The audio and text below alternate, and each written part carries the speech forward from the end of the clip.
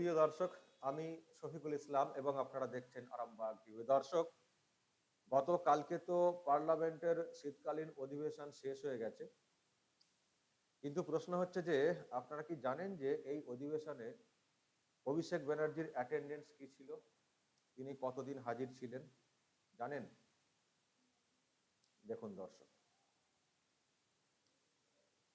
প্রথমে তো সব ডিটেলস রয়েছে, তারপরে দেখুন এখানে রয়েছে ওভারঅল যে ন্যাশনাল অ্যাভারেজ যেখানে 79%, সেখানে অভিষেক ব্যানার্জির অ্যাটেন্ডেন্স হচ্ছে মাত্র 13, অর্থাৎ 13%, 13%।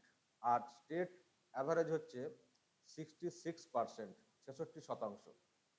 দেখুন দর্শক, তার তো কমই, এবং ন্যাশনাল অ্যাভারেজ যেখানে 79%, সেখানে রাজ্যের এমপিদের অ্যাভারেজ হচ্ছে 66%, সেটাও কিন্তু কম। আর অভিষেকের তো খুবই কম, মাত্র 13%। আচ্ছা, এই যে সেশন অনুযায়ী কত অ্যাটেন্ডেন্স দেখুন দর্শক, অভিষেকের তো গড় অ্যাটেন্ডেন্স হচ্ছে 13%। আর এই যে উইন্টার সেশন 2023, যেটা এই গতকালকে শেষ হলো, দেখুন দর্শক এখানে কত দেখাচ্ছে, 0%। একদিনও উনি কিন্তু পার্লামেন্টে হাজির হননি, 0%। আর তার আগে একটা স্পেশাল সেশন হয়েছিল ওই 4 দিনের জন্য, সেখানে উনি ছিলেন। বাকি দেখুন, বাকি সেশনের মানে অ্যাটেন্ডেন্স দেখুন দর্শক, মনসুন সেশন 2023 মাত্র 6%, তার আগে 12%, তার আগে 13%, তার আগে 17%, তার আগে 4%, তার আগে 15%, তার আগে 41, কিন্তু তার আগে 4%। আচ্ছা, আর একটা 0% রয়েছে দেখতে পাচ্ছি, মনসুন সেশন 2020। মানে এই যে সেশনটা শেষ হলো গতকালকে, তিনি একদিনও হাজিরা দেননি, একেবারে 0%। একদিনও উনি কিন্তু হাজির ছিলেন না পার্লামেন্ট। কিন্তু দর্শক, আপনারা নিশ্চয়ই দেখেছেন উনি কিন্তু দিল্লিতে গেছেন, পার্লামেন্টে মানে পার্লামেন্টের সামনে গেছেন, পার্লামেন্টের ওখানে যে একটি জায়গা রয়েছে যেখানে প্রধানমন্ত্রী বৈঠক করেছেন, সেখানেও গেছেন, সেই বৈঠকেও অংশ নিয়েছেন অভিষেক ব্যানার্জি পিসির সঙ্গে। এই যে বসে রয়েছেন এইদিকে, দিল্লি গেছেন, পার্লামেন্টের মানে পার্লামেন্ট চত্বরে গেছেন, পার্লামেন্টের একটি কক্ষে, ওখানে যেখানে প্রধানমন্ত্রী বৈঠক করেছেন সেখানে পর্যন্ত ঢুকেছেন, কিন্তু পার্লামেন্ট সেশন, যে কক্ষের সেশনটা চলে লোকসভা, সেখানে একবারও ঢোকেননি, চলে এসছেন ওখানটা। অথচ তিনি হচ্ছেন একজন এমপি, পার্লামেন্টে হাজির থাকার কথা, পার্লামেন্টে পার্টিসিপেট করার কথা, প্রশ্ন করার কথা। অথচ তিনি বলেন যে আমার যা কাজ, আমি যা করি, দেশের কোনো লোকসভা কেন্দ্রে এইসব হয়নি, আমার মতো কেউ এত কাজ করতে পারেনি। কি কাজ করেন আপনি? তো পার্লামেন্টেই যান না, যেখানে অ্যাটেন্ডেন্স, যেখানে হাজির থাকাটা জরুরি, আপনি তো সেখানেই যান না। এমনকি যদি জানতাম যে অসুস্থ, বাড়ির বাইরে বের হতে পারছেন না, দিল্লি যেতে পারছেন না, সেটাও একটা কারণ হতো। উনি তো দিল্লিতে গিয়েছিলেন, উনি তো দিল্লিতে গিয়েছিলেন, এই যে সংসদ ভবন, ওখানে যেখানে পিএম বৈঠক করেছেন সেখানে ঢুকেছেন। অথচ লোকসভা কক্ষে একবারও যাবেন না, একবারও উনি যাননি। 0% অ্যাটেন্ডেন্স, দিল্লিতে গিয়েও, পার্লামেন্ট চত্বরে গিয়েও।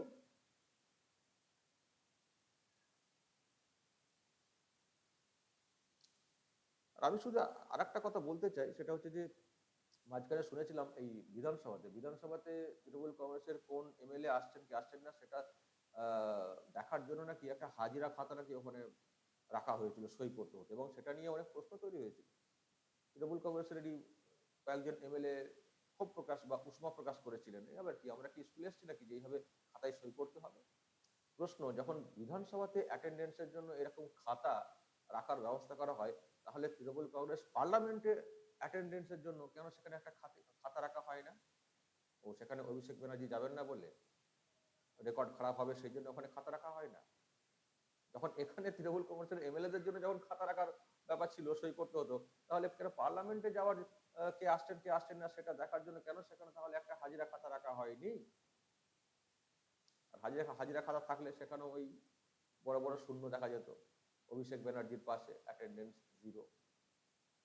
যাবেন না কেন? আমি বলছি এমপি হয়েছেন, যাবেন না কেন? কেন ভিতরে ঢুকবেন না? কি জন্য এমপি হয়েছেন? শুধু বড় বড় লেকচার নিজের কেন্দ্রে, পার্লামেন্টে যাবেন না, প্রশ্ন করবেন না, পার্টিসিপেট করবেন না, আলোচনায় থাকবেন না, শুধু লেকচার। কেন টাকা বন্ধ করে দেওয়া হয়েছে, কেন কোভিডের কারণ দেখিয়ে এত টাকা দেওয়া হলো না, শুধু টাকা চাই। এমপি কোটায় টাকা চাই, আর এমপি হিসেবে যাবেন না, অ্যাটেন্ডেন্স 0, পার্লামেন্টে ঢুকবেন না, শুধু এমপি ল্যাডের টাকা চাই। কি যে সব পার্লামেন্টারিয়ান, আমি জানি না দর্শক, রেকর্ড তৈরি হচ্ছে, রেকর্ড। একটা পুরো সেশন হয়ে গেল, চত্বরে গেলেন, অথচ পার্লামেন্টে ঢোকেন একবারও, একদিনও। নীলটা কমসে কম কাটাতে পারতেন, একদিন থাকতে পারতেন কমসে কম। বিগ 0।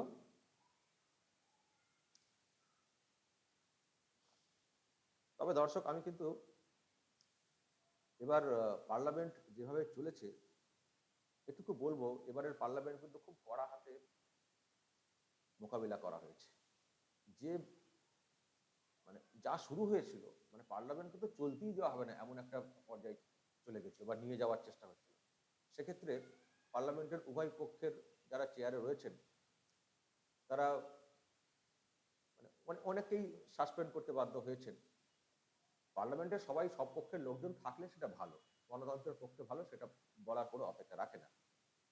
কিন্তু এ তো মানে কি, পার্লামেন্টে আছেন যে জন্যে থাকা, আলোচনায় আসা, কথা বলা, সেসব না করে যদি মনে হয় শুধু চেঁচাবো, চেঁচিয়ে চেঁচিয়ে পার্লামেন্ট অচল করে দেবো, তাহলে থাকা থেকে লাভ কি? পার্লামেন্টে তো একটা নির্দিষ্ট তো সময় রয়েছে, সেই সময়ের মধ্যে আলোচনা হবে, চর্চা হবে, বিল আসবে, বিল পাস হবে, একটা তো প্রসেস তো কন্টিনিউ করতে হবে। যদি মনে হয় সারাক্ষণ শুধু চেঁচাবো, কেন পার্লামেন্টে ঢুকে পড়লো, ঝাঁপ দিয়ে দিল, আরে কেন ঝাঁপ দিয়ে দিল তার তো একটা তদন্ত হচ্ছে। এই কথা বলার জন্য কি 7 দিন লাগে নাকি? তা একবার বললেই তো হয়ে যায়, বাকি কাজগুলো করতে দিন না।